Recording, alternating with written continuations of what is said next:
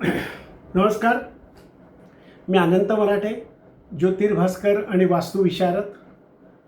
सर्वात प्रथम मी सर्व माझ्या सबस्क्रायबर्सचे, माझ्या श्रोत्यांचे आभार मानतो.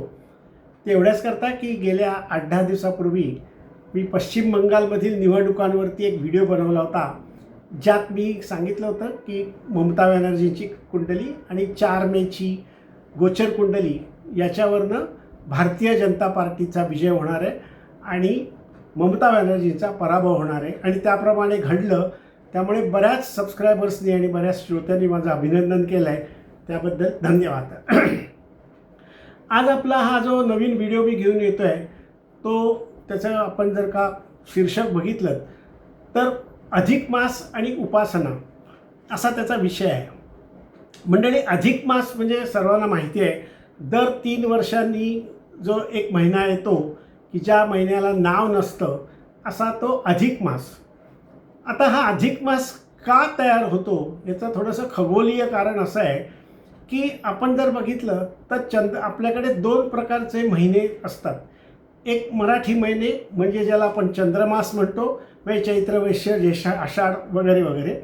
आणि दुसरं सूर्यमास म्हणजे सूर्याच्या गतीप्रमाणे चालणारे, चंद्राच्या गतीप्रमाणे चालणारे. तर सूर्याच्या गतीप्रमाणे चालणारे म्हणजे 30 दिवसात सूर्य एक राशी पार करतो. त्यामुळे सूर्यमास म्हणजे सोलर कॅलेंडर जे असतं तर 30 दिवसांचा एक महिना असतो. आणि चंद्रमास म्हणजे मून कॅलेंडर ज्याला आपण म्हणतो ते 2.25 दिवसात, 2.25 ते 2.5 दिवसात चंद्र फिरत असल्यामुळे ते साधारणतः 27 ते 27.5 दिवसांचा महिना असतो.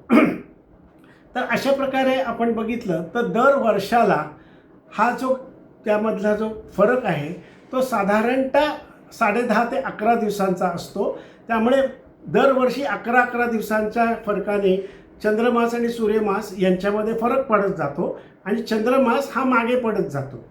मग बरोबर 3 वर्षानंतर या दोन्ही कॅलेंडरमध्ये साधारणपणे 1 महिन्याचा फरक पडतो. म्हणजे 32 दिवसांचा किंवा तासांच्या हिशोबाने बघितलं तर आपण डिटेलमध्ये नको जाऊया, पण तो फरक पडतो. आणि तो फरक भरून काढण्यासाठी हा एक एक्स्ट्रा महिना बॅलन्स करण्याकरता, म्हणजे त्याचं समांतर आणण्याकरता, पुन्हा सूर्यमास आणि चंद्रमास एकत्र आणण्याकरता हा महिना दिला जातो. त्याला अधिक मास असं नाव आहे.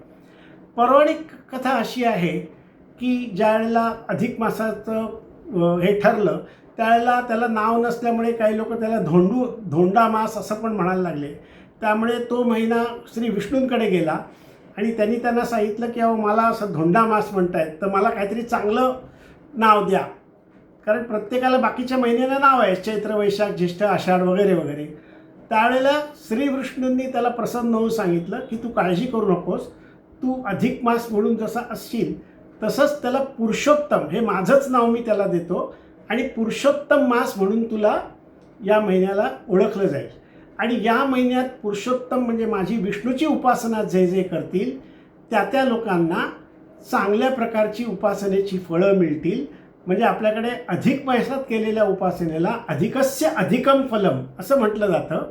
आणि आपल्या बाकी शास्त्राप्रमाणे या उपासनेचा तिप्पट आपल्याला फायदा होतो. अधिक मासात केलेली उपासना ही तिप्पट आपल्याला फायदा देते, कारण 3 वर्षांनी एकदा येतं, त्यामुळे तिप्पट फायदा आपल्याला मिळतो.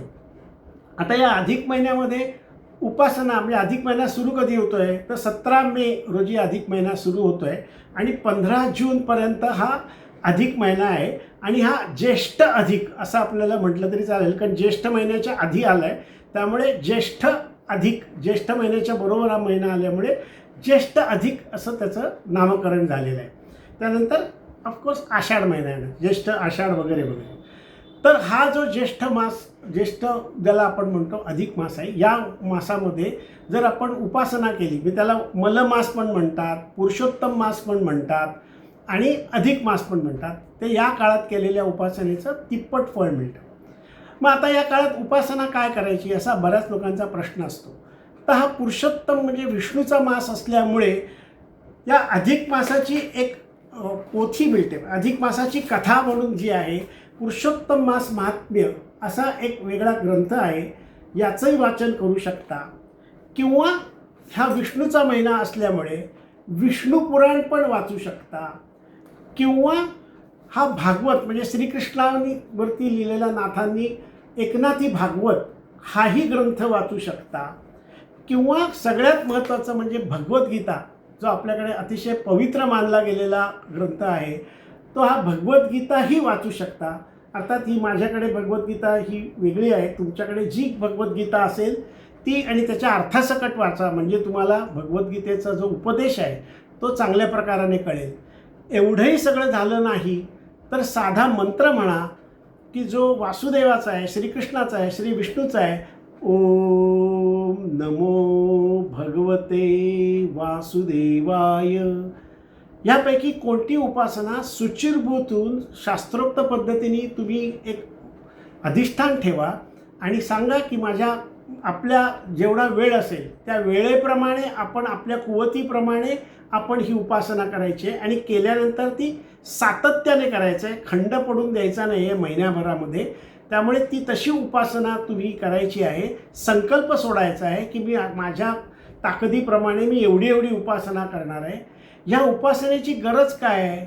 कारण आपल्या आयुष्यामध्ये आपण जे बघतो, पुनरपि जननम पुनरपि मरणम पुनरपि जठरे जननी शयनम, हा जो एक सृष्टीचा नियम आहे, त्या नियमामध्ये आपल्याला जो मानव जन्म मिळाला आहे त्याचा सत्कार्याने त्याचा आपण चांगल्या प्रकाराने उपयोग करून घ्यायचा आहे. त्यामुळे जो पुण्यसंचय होईल, हा पुण्यसंचय आपलं संचित आणि प्रारब्ध सुधारायला मदत करेल, आपलं आचरण सुधारायला मदत करेल.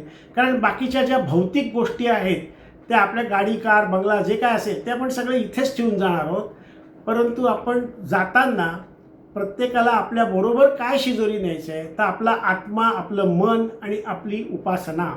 तर ही जी साधना पुण्याई आपण म्हणतो ती आपल्याला बरोबर घेऊन जायची आहे.